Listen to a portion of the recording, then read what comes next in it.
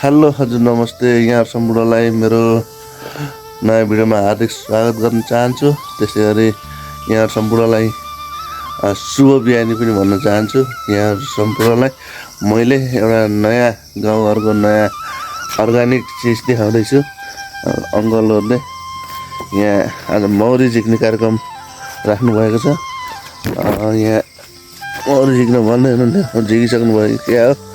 म देखाउन जान्छु है साथीहरू तपाईँहरूलाई गाउँको अर्ग्यानिक तरिकाले बनाइएको यो मौरी पालिएको मौरीलाई अब हामी तपाईँहरूलाई देखाउन गइरहेका छौँ। अङ्कल ल मौरी झिक्नु भयो, झिक्दै हुनुहुन्छ ल। हाम्रो महिला अङ्कल आन्टी मौरी झिक्दै हुनुहुन्छ। कति आउँछ त यहाँ एउटाको झिकिसक्नु भयो कि हो नि अङ्कल? ल एउटाको देखाइदिनु त कति छ ल। ल एउटाको त्यति आइसकेको छ, एकदम धेरै आइसकेको छ। प्लिज साथीहरू चाहिन्छ भने कमेन्ट गर्नु होला।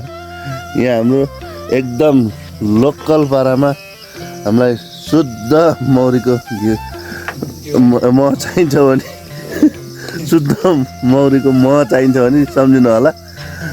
यहाँ चाहिँ हामीले त्यस्तो केही मिसावट गर्दैनौँ, एकदम परम्परागत ढङ्गबाट हामीले यहाँ मौरी पालन गरिरहेका छौँ। मुडेघार यहाँ लगभग कतिवटा छ अङ्कल? यहाँ 11वटा घार त अझै छ क्या हो।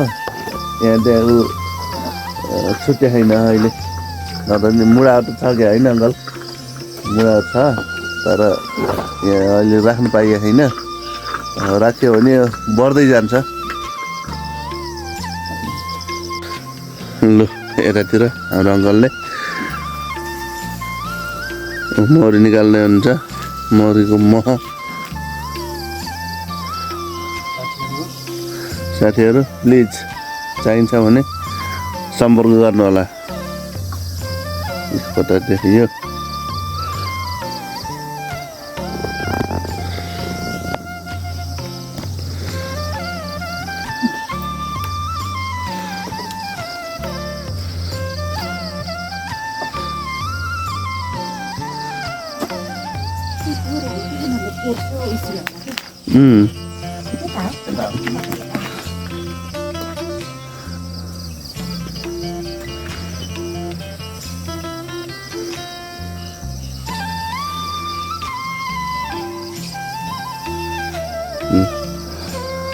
म चाहिँ निकै भयो जस्तो मानिराखेको छ है साथीहरू।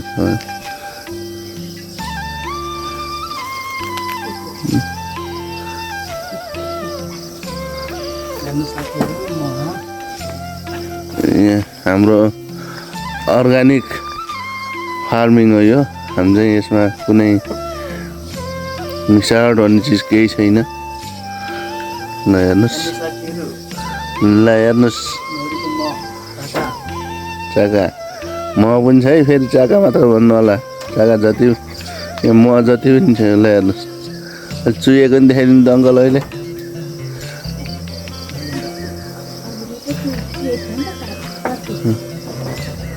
ल हेर्नुहोस्, ए चुहे छ किन छ।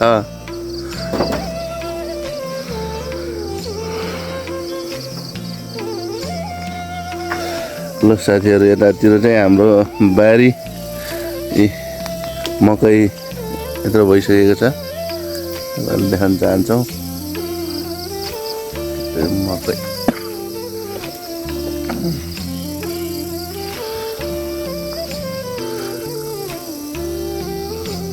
मकै ठुल्ठुलो त भइसकेको छ।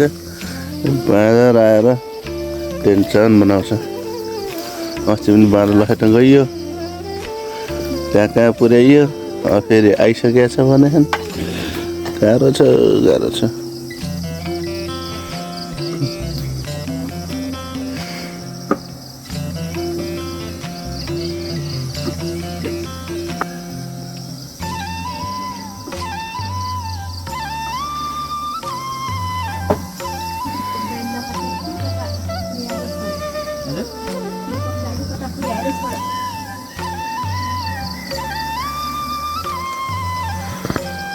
मयङ्गल त्यहाँबाट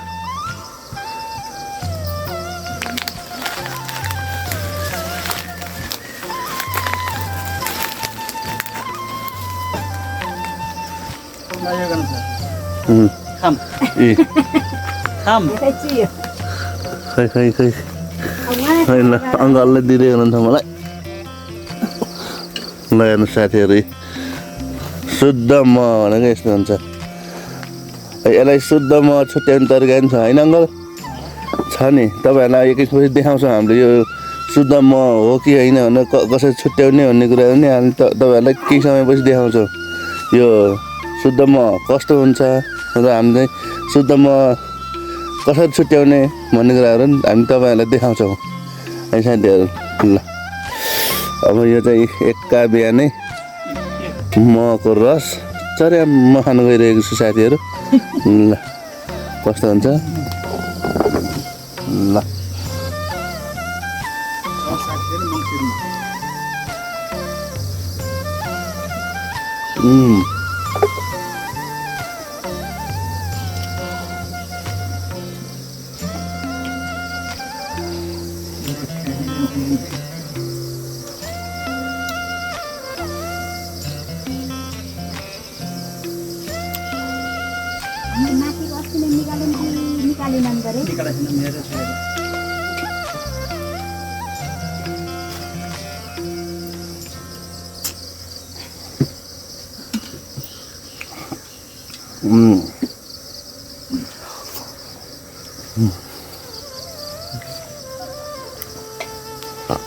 अर्ग्यानिक म यस्तो हुन्छ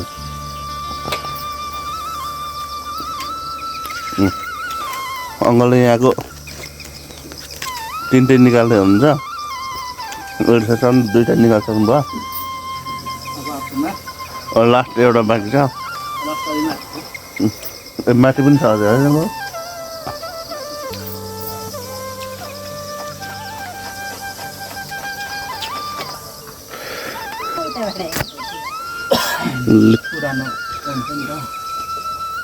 भनेपछि अब फेरि निकाल्दा तिनटै गल्ती गर्नु भने सम्झे भयो नि त अहिले मास्टर भयो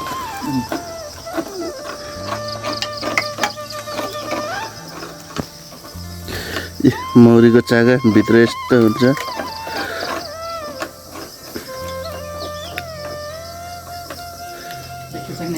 देखेछ अङ्कल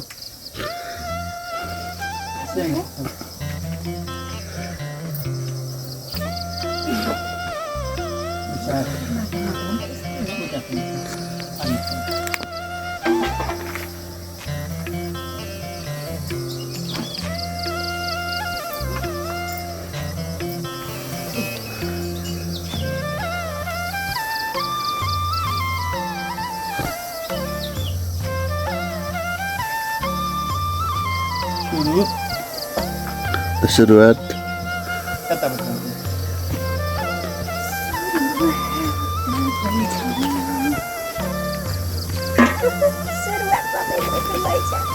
सुरुवातमा यो नडराउनु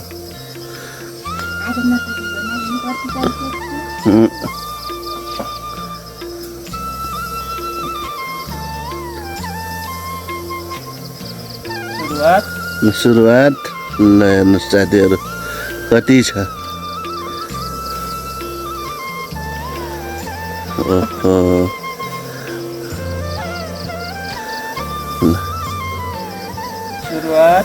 सुरुवात यति बेलासम्म राम्रो विकेट झरिरहेको छ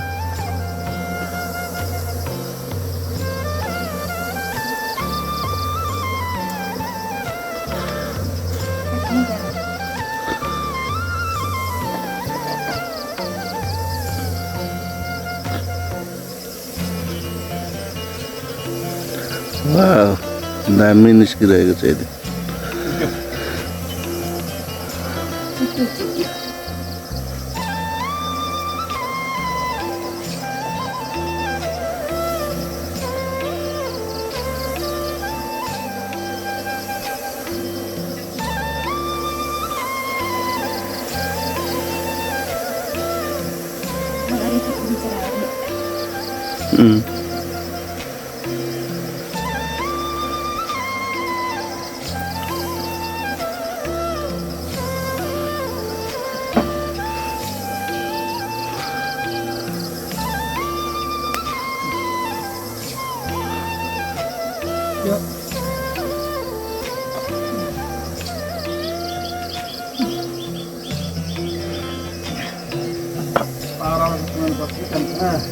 Yeah.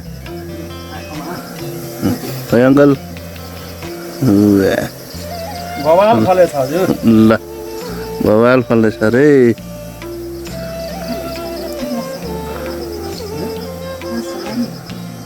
बवाल रस हालेछ भनौँ काका रस त मिठो हालेछ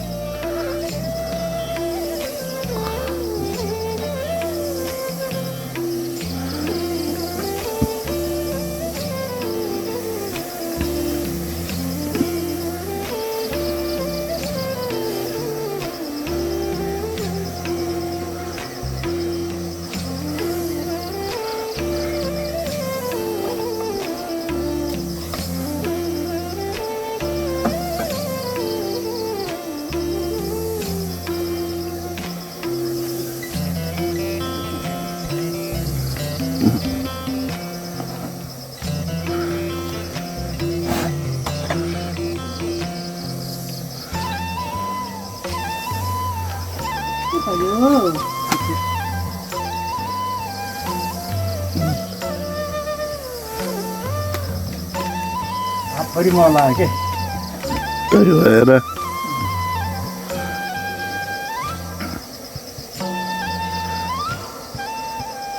हातभरि मल लाएर चिप्लो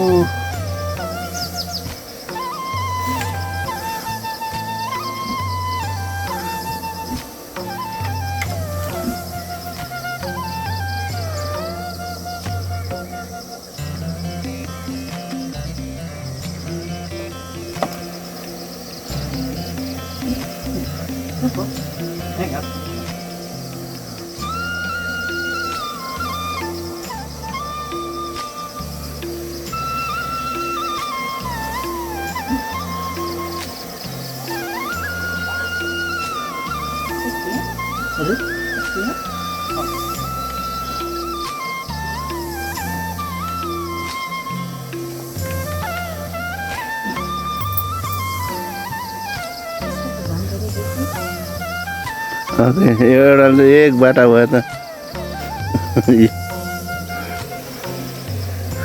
झन् रस भएको झन् लाग्छ त्यो रहेछ अङ्कल अन्त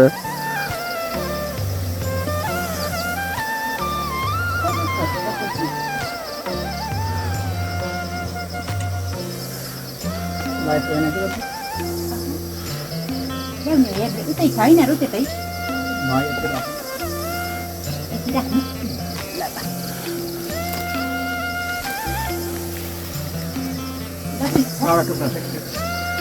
सानो तिमीलाई राखिदिनु पर्यो भएन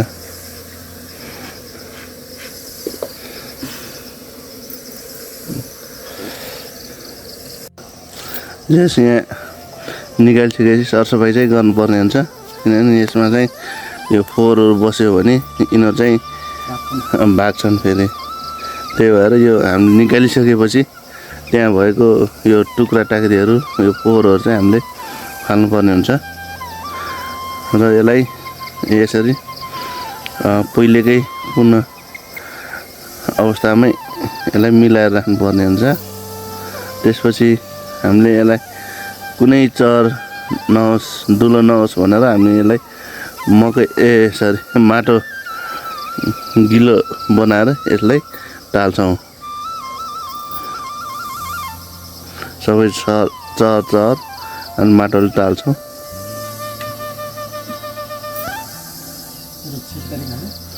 सुरक्षित तरिकाले हामीले माटोले टाल्ने काम गर्नेछौँ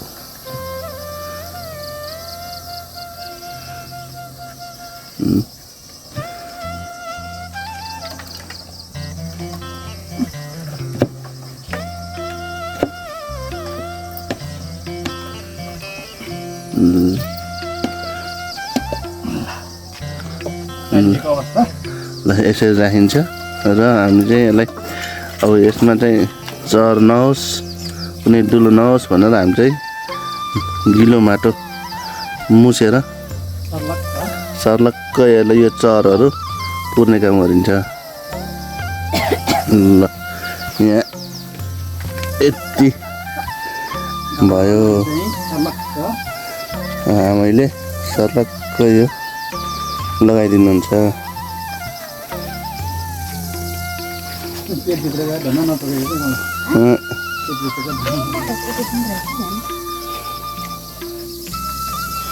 ल अब यसलाई चाहिँ फिनिसिङ गर्ने काम चाहिँ हर्माइले आमाको यसरी माटोले यसलाई टाल्ने काम चाहिँ गरिन्छ। यो चाहिँ विशेष गरी यो बाहिरको किराकिरीहरू यो भित्र गएर यो मौरीलाई नखाइदियोस् भन्नको लागि चाहिँ हामीले यसरी चरहरू टाल्ने गरिन्छ।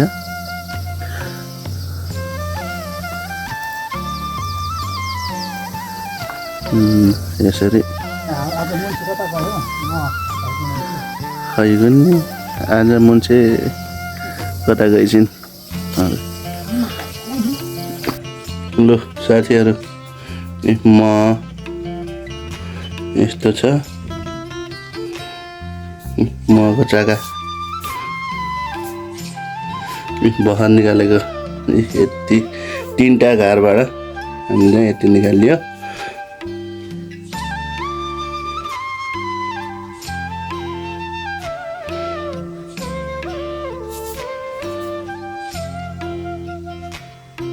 ल है साथीहरू ल ऐन भर्खर हामीले मौरीको घरबाट निकालेको यो मह हो। तपाईँहरूलाई चाहिन्छ भने सम्पर्क गर्नु होला। यहाँ छ यो सबै यहाँ चाहिँ अलिकता यो चाहिँ बसेको छ। अहिले यहाँबाट झिकेर यो चाहिँ कतिको शुद्ध छ कतिको अशुद्ध छ भन्ने कुरा हामीले अहिले प्रयोग गरेर देखाउँछौँ। यो म तपाईँहरूले किन्दा पनि त्यो शुद्ध छ कि छैन भनेर हामीले चाहिँ चेक गर्न सक्छौँ। सजिलो तरिका छ हामी तपाईँलाई देखाउँछौँ। ल कृपया साथीहरू तपाईँलाई चाहिन्छ भने यही म यति छ कृपया तपाईँहरूलाई चाहिन्छ भने सम्पर्क गर्नु होला। यो चाहिँ हाम्रो 1 केजी यो घिउ जाने बट्टा चाहिँ यो 1.5 केजी जान्छ। यो 1.5 यो 1.5 यो पनि 1.5 अब यो चाहिँ कति हो आधा 750 ग्राम होला। यो दुईटा चाहिँ तपाईँहरूले भन्नुहोस् त कति केजी छ होला। अनुमान लगाउनुहोस् साथीहरू अनुमान लगाउनुहोस् कति चाहिँ छ होला। ल अब चाहिँ हामी चाहिँ यो म कस्तो छ शुद्ध छ कि छैन भनेर हामी चाहिँ टेस्ट गर्न जान्छ है त साथीहरू। ल हाम्रो अङ्कलले गर्नुहुन्छ। ल सजिलो तरिका छ हामी पनि गर्न सक्छौँ। ल साथीहरू ल एक्सपेरिमेन्ट गरौँ है त अब। ल शुद्ध छ कि छैन भनेर एक्सपेरिमेन्ट गरौँ है त। होइन होइन मैले यसैबाट गर्ने हो भनेपछि। ल अब यसबाट हामी चाहिँ अब यो शुद्ध कतिको छ भनेर हामी चाहिँ यहाँ यसरी चेक गर्न सक्छौँ। साथीहरू तपाईँहरूले लिँदै हुनुहुन्छ भने शुद्ध छ कि छैन भनेर चेक गर्नलाई अब यसलाई चाहिँ सुरुमा चाहिँ यो सलाइको काटीलाई होइन अङ्कल सलाइको काटीलाई यसरी यो महमा डुबाउने। साथीहरू यो चाहिँ शुद्ध मौरीको मह हो कि होइन भनेर पत्ता लगाउनलाई हेर्नुहोस्। यो भिजाछु यो भिज्यो अनि यो पार्न पर्छ हेर्नु साथीहरू। शुद्ध मौरी मह यसरी यो बोल्यो भने चाहिँ शुद्ध मह बोलेन भने चाहिँ शुद्ध होइन छ भन्ने बुझिन्छ।